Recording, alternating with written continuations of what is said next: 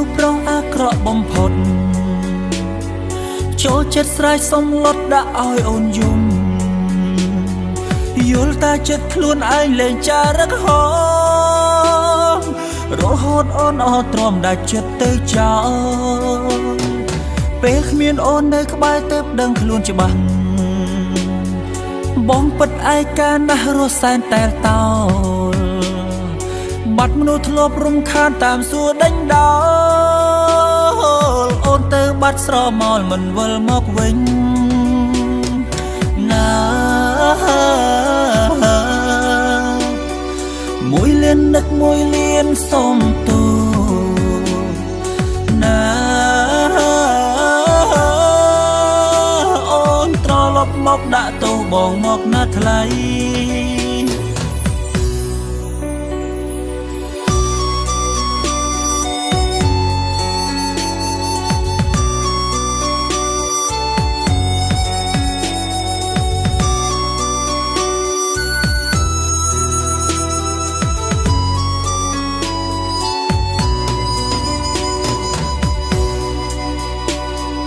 បងគឺជាមនុស្សប្រុសអាក្រក់បំផុត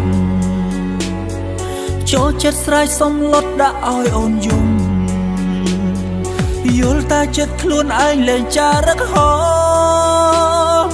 រហូតអូនអត់ទ្រាំដាច់ចិត្តទៅចោលពេលគ្មានអូននៅក្បែរទើបដឹងខ្លួនច្បាស់បងពិតឯកាណាស់រស់សែនតែលតោលបាត់មនុស្សធ្លាប់រំខានតាមសួរដេញដោលអូនទៅបាត់ស្រមោលមិនវិលមកវិញណាមួយលៀននឹកមួយលៀនសុំទោណា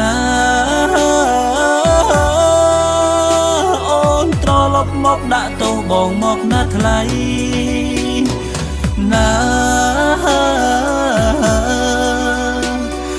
មួយលៀននឹកមួយលៀនសុំទោណាអូនត្រឡប់មកដាក់ទោសបងមកណាថ្លៃណា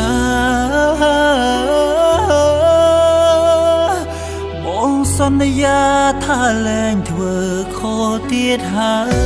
យ